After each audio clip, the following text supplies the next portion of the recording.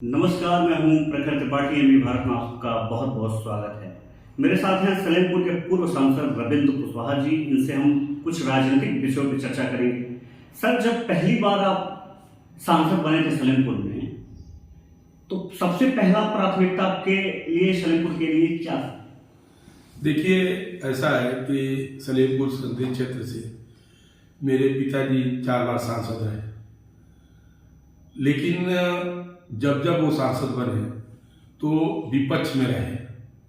कभी भी सत्ता पक्ष में रहने का मौका उनको जी नहीं मिला, जिस वजह से जो विकास होना चाहिए था सलेमपुर संसदीय क्षेत्र का, विपक्ष में रहने के कारण वो विकास नहीं हो पाया। जी वो निरंतर अपनी आवाज़ लोकसभा के अंदर उठाते रहे और बराबर उन्होंने प्रयास किया कि काम हो, लेकिन उस समय की सरकारों की प्राथमिकता विकास नहीं था। वो किसी तरह से अपनी सरकार चलाते थे। तो जो पिछड़ापन था, उस पिछड़ापन को दूर करना हमारी पहली प्राथमिकता थी। और जब 2014 में पहली बार भारतीय जनता पार्टी ने मुझे उम्मीदवार बनाया, मैं लोकसभा का चुनाव जीता, हमारी सरकार बनी। और सरकार बनने के बाद, जैसा कि आप जानते हैं कि पूर्वी उत्तर प्रदेश में और ख़ास करके हमारा सलेमपुर संसदीय क्षेत्र जो बिहार बॉर्डर से लगा हुआ है, पूरा का पूरा सड़क का मामला हो, बिजली का मामला हो, शिक्षा का मामला हो, स्वास्थ्य का मामला हो, रेल का मामला हो, हर क्षेत्र में पिछड़ा हुआ था। 2 बार सांसद होने के बावजूद भी आपने कोई सुरक्षा गार्ड नहीं रखा। बड़ी सादगी से आपने जीवन व्यापन किया और एक राजनेता के तौर पे हर कोई आपसे प्रभावित रहता आपकी सादगी पे। इस पे आप क्या कहना चाहेंगे? देखिए, हम लोग जनता के सेवक हैं जी। जनता की सेवा में निरंतर लगे रहते हैं और राजनीति सेवा भाव से हम लोग राजनीति में आए। और पिताजी के जो आदर्श रहे हैं और जो उनकी शिक्षा रही है, उसी शिक्षा के अनुसार जनता के बीच निरंतर काम करना, क्षेत्र के विकास के लिए निरंतर दौड़ना, काम करना, यही हम लोग प्राथमिकता रही है। और खास करके सुरक्षा की जहाँ तक बात है, तो हम समझते हैं कि जनता हम लोगों की सुरक्षा खुद करती है। 2 बार आप सलेमपुर के सांसद रहे। तीसरी बार ऐसी क्या चूक हो गई थी जो जनता का दिल नहीं जीत पाया? देखिए, हम जहाँ तक महसूस करते हैं कि इस बार जो एक नैरेटिव कांग्रेस के द्वारा, समाजवादी पार्टी के द्वारा चलाया गया कि संविधान खतरे में है और आरक्षण खत्म हो जाएगा, इस तरह के नैरेटिव के वजह से कुछ लोग भ्रमित हो गए। और भ्रमित होने के कारण बहुत मामूली वोट से हम पीछे रह गए थे। लेकिन हम जहाँ तक समझते हैं कि कुछ हमारे अंदरूनी कुछ पार्टी में कुछ पार्टी समर्थक लोग जो एक इस चुनाव में जो लंबी प्रक्रिया चली है 3 महीने तक, और प्रचंड गर्मी के कारण हमारे मतदाता कम निकले, जिसकी वजह से हम लोग मामूली वोट से चुनाव हार गए। लेकिन जहाँ तक मैं समझता हूँ कि जनता के अंदर कोई नाराजगी नहीं थी। अगर जनता की अगर नाराजगी होती तो मैं मामूली वोट से चुनाव नहीं हारता, 50,000 1 लाख वोट से चुनाव हारता। ये केवल चुनाव में मौसम और संविधान और आरक्षण का नैरेटिव चलाने के कारण थोड़े वोट से हम पीछे रह गए। फिर अगली बार आपको अगर सांसद बनने का मौका मिलता है तो क्या क्या योजनाएं हैं आपके मन में जो आपने पिछले वर्ष में पूरा नहीं कर पाया? देखिए, खास करके शिक्षा के क्षेत्र में मेरे पिताजी थे, तभी उन्होंने शायद देश का पहला ऐसा केंद्रीय विद्यालय मंजूर कराया था जो ग्रामीण इलाके में था। और वो विद्यालय पहले जूनियर हाई स्कूल के कैंपस में चलता था। मैं जो सांसद बना, हमारी उस समय की मानव संसाधन विकास मंत्री स्मृति ईरानी जी थी, मैं उनसे मिला और एक मुश्त उन्होंने 24 करोड़ रुपया जारी किया और केंद्रीय विद्यालय बन करके चेरों में तैयार हुआ। आज 10 साल हो गए लगभग, वहाँ पर पठन पाठन का काम बहुत सुचारू रूप से चल रहा है। उत्तर प्रदेश सरकार की, हमारी जो योगी जी की सरकार की प्राथमिकता शिक्षा के क्षेत्र में है, उसके अनुसार हमारे पांचों विधानसभा में राजकीय इंटर कॉलेज की स्थापना हुई है और जहाँ पर पढ़ाई का काम भी शुरू हो गया। हमारे यहाँ ये शहीद हुए थे टीकम पार में, उनके नाम पर राजकीय कन्या महाविद्यालय की शुरुआत हो गई, वो भी वहाँ पर चल रहा है। और जहाँ तक आप समझिए कि जब मैं सांसद बना था उस समय ये जो दिल्ली वाया लखनऊ गोरखपुर होते हुए ये असम को जो लाइन जाती है, ये लाइन डबल हो गई थी। विद्युतीकरण का काम चालू था। इसी तरह का हमारा जो वाराणसी रेंज में है, मुगल सराय से होकर के पटना की तरफ, वो भी लाइन डबल लाइन थी। लेकिन ये बनारस से भटनी का जो रेल खंड है ये अधूरा था, अधूरा था। और हमारे उस समय रेल मंत्री राज्य मंत्री थे मनोज सिन्हा जी, जो इस समय गवर्नर हैं जम्मू कश्मीर के। उनसे मैंने अनुरोध किया, बात किया, मैंने संसद में भी बात उठाई, तो इस रेल खंड का दोहरीकरण का मंजूरी हुई और दोहरीकरण का काम लगभग पूरा होने की स्थिति में है। विद्युतीकरण भी हो गया। बस इस बीच में जितने हमारे क्षेत्र में, चाहे बिलथरा रोड हो, चाहे सलेमपुर हो, भटनी हो, या हमारे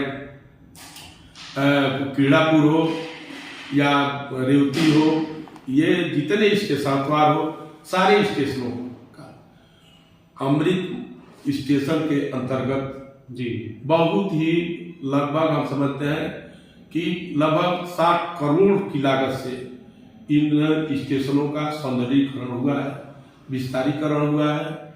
तमाम ट्रेनों का ठहराव हुआ है, जिन ट्रेनों को लोग बहुत लंबे अरसे से मांग करते थे कि ये ट्रेन ठहरे, तो हर स्टेशन पर सलेमपुर और बिलथरा रोड में तो हम समझते हैं कि 6 ट्रेनों का ठहराव हुआ। और रेवती हो, सातवार हो, क्रीड़ापुर हो, हर जगह ट्रेनों का ठहराव मैंने कहा। आपके पिताजी की वो कौन सी विचार जो आपको हमेशा प्रभावित करती है और हमेशा आपके लिए एक ताकत बन के काम करती है? गरीबों की सेवा जी। और गरीब के खिलाफ अगर कोई किसी तरह का अन्याय करता है, और अन्यायकर्ता चाहे कितनी भी बड़ी ताकत वाला हो, उससे टकराने की जो क्षमता पिताजी में थी, उससे हम लोगों को प्रेरणा मिलती है कि चाहे कितनी भी बड़ी ताकत हो, अगर अन्याय कर रहा है तो गरीब के साथ खड़ा होकर के उसकी लड़ाई लड़नी। अभी महाराष्ट्र में भी आपके पार्टी ने काफी बेहतर प्रदर्शन किया, झारखंड में भी मैक्सिमम देखा जाए तो बेहतर ही है, यूपी में बहुत अच्छा प्रदर्शन रहा। इस पे आप क्या कहना चाहेंगे?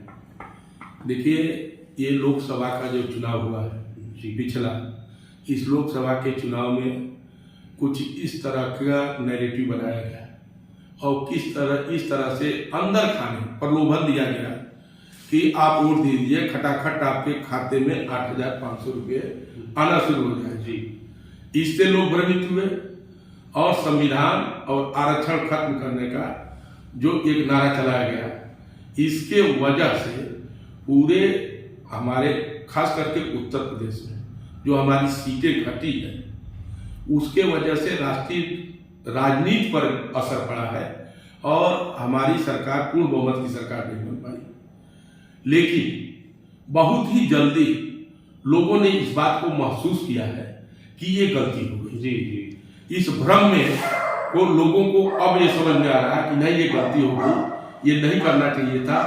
और ये जहां भी कांग्रेस की सरकार है या विरोधी दलों की सरकार है, जो वादा वो किए हैं कभी वो पूरा नहीं करते। हमारी सरकार जो भी वादा करती है वो उसको पूरा करके दिखाती है और जनता का विश्वास उत्तर प्रदेश की सरकार पर तो और मोदी जी पर, योगी जी पर इस तरह का बना हुआ है कि 2014 में सरकार बनती है मोदी जी के नेतृत्व में, 17 में योगी जी के नेतृत्व में, फिर 2019 में सपा बसपा के गठबंधन के बाद भी भारतीय जनता पार्टी की सरकार बनती है। 22 में भी सरकार उत्तर प्रदेश में दोबारा यहाँ पर कंटिन्यू हो जाती है। लगातार जो समाजवादी पार्टी उत्तर प्रदेश में चुनाव जी हार रही थी, एक बार केवल 24 में अफवाह फैला करके, गलत नैरेटिव फैला करके कुछ सीटें जीत गई। इससे इनका लगता है कि हमने बहुत बड़ा काम कर लिया है जी। लेकिन जनता का, उत्तर प्रदेश की जनता ने अभी जो उपचुनाव हुआ है उसमें 7 सीटें दे करके और ये साबित कर दिया है कि नहीं, योगी जी के नेतृत्व में, मोदी जी के नेतृत्व में देश और प्रदेश सही रास्ते पर चल रहा है। आपके पिताजी 4 बार सलेमपुर के सांसद रहे हैं। एक बेटे के तौर पे जब आप राजनीति में कदम रखे, अपने पिता का विरासत संभालना कितना मुश्किल था? क्योंकि पिताजी के साथ राजनीति में तभी से शुरुआत रही जी। और उनके काम करने का तरीका, लोगों के बीच रहने का, उठना बैठना, लोगों से बात करना, लोगों की मदद हम कैसे कर सकते हैं, ये सारी चीजें पहले से एक तरह से अभ्यास में थी जी। और उस विरासत को लेकर के कि कैसे हमको करना है, वही कारण है कि मैंने कभी न गनर लिया, न मेरे साथ कभी गाड़ियों का काफिला चला, न कभी हमारी गाड़ी या कोई इस तरह का कि जो लोगों को पसंद न हो। जी जी। मैं अपने आप को जब अपने क्षेत्र में रहता तो सांसद था, तब भी मैं आम आदमी अपने आप को मानकर चलता था। मैं जब दिल्ली पार्लियामेंट में जाता था तो मैं समझता था कि मैं सलेमपुर संसदीय क्षेत्र का सांसद हूँ और क्षेत्र के विकास के लिए जनता ने हमको भेजा है और हमको पार्लियामेंट में, सदन में अपनी बात रखनी है और मजबूती से मैंने 10 साल अपनी बात रखी। उत्तर प्रदेश के लॉ एंड ऑर्डर पे क्या कहना चाहेंगे? उत्तर प्रदेश का लॉ एंड ऑर्डर पूरे देश के लिए उदाहरण है जी।